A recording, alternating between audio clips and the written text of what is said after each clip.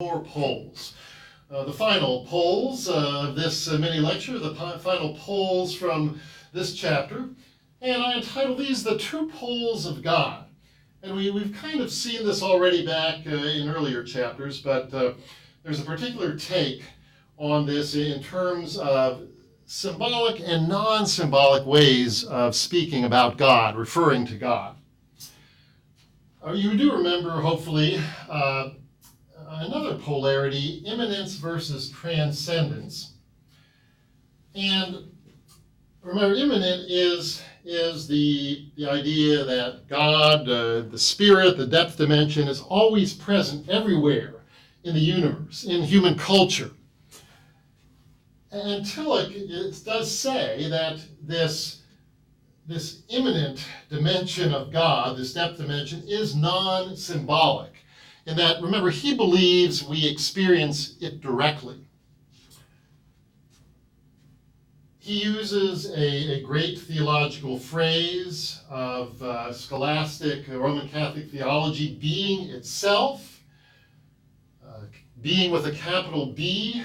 All being, in a sense, is in God mysteriously, infinitely. Related terms that Tillich uses are power of being, ground of being. And remember again, mysticism, that term mystical, this idea that God and we are one. There's this ultimate point of identity, this unity between God and ourselves that we experience directly, non-symbolically. And at least relatively speaking, when we're talking about these non-symbolic ways of expressing God, understanding God, they're more or less literal, at least compared to these more symbolic ways of talking about God that we'll get to momentarily. Also, as I guess I've already pointed to, this sense of God is beyond subject and object. Remember how we as subjects experience other things, including other subjects, as objects because they're different from us. They're outside of our bodies and minds, our embodied minds. But our experience, our non-symbolic expressions of God are beyond subject-object, or at least we're as directly as we can, we're referring to that dimension of God and ourselves that is beyond any distinction or cleavage between subject and object. Okay, hopefully you're with me on the non-symbolic pole of God. And that, again, is reminiscent of the ontological approach to God that we talked about going back to the second chapter, where we do have this immediate connection with God. Now, the other side is the symbolic side, the symbolic pole, and this focuses more on the transcendence of God, that God is separate from us, different from us, indeed a separate person. We humans are persons, but God is also a personal. He is also rather a person, or at least symbolically God is a person. And so we talk about the personal, right? The personal dimension of God, that's symbolic. We bring God into an I-thou relationship. I and you, me and you, together as subjects. But still, that is a subject-object structure there where the other subject, the thou, is not the same as the I. So we do have some subject-object distinction there.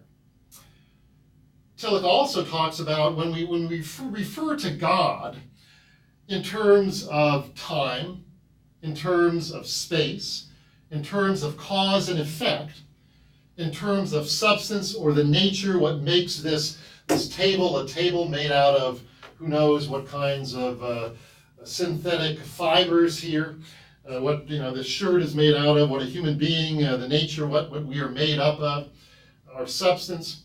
When we talk about God in any of those four categories, we're talking symbolically, because God is not related to or in time or space, doesn't cause or affect things, does not have a nature that's the same as created things in time, space, that cause things to happen within time and space. So again, for Tillich, we're talking symbolically when we use any of these categories in talking about God. Now, when we're talking about God symbolically, God does become a highest being. And Tillich he's all right with that. He's all right with saying God is personal, as long as we realize these are symbols. But going back to that first chapter, remember Tillich says that certain theologians make the mistake of viewing God as a highest being who's kind of off out there in heaven and separated from us. And so when we talk about God symbolically, it's fine to make God an object, to us as subjects. But if we lose sight of the fact that it's only symbolic in that case, that God is never an object to us, but this all-encompassing power of being itself, in which we live and move and have our being, I might say, to refer to Acts, the book of Acts. If we lose sight of that, then we get into that negative sense in which God is just the highest being separated from us, and we lose the sense that God is being itself. We lose the sense that God is infinite. We lose the sense that God is this depth dimension.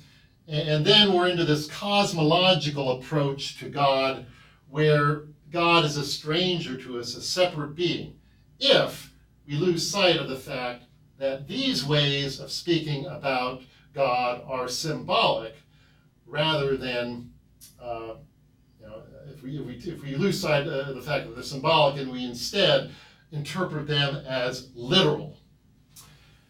Now finally, a word about literal versus symbolic. Tillich recognizes that sometimes we really devalue the symbolic or the mythological. That's just a story. That's just a myth. That's just symbolic. And Tillich thinks when we say things like that, when our culture or our religion says things like that, it's totally wrong. And here, he's actually referring to the sacrament of the Lord's Supper. Now you will ask perhaps, only symbolic? That sounds as if there were something more than symbolic, namely literal. But the literal is not more, but less than the symbolic. And according to Tillich, if we lose sight of that, then we end up missing that depth dimension. We end up not being able to express that depth dimension in a full way. So again, the literal is not more, but less than the symbolic. The end.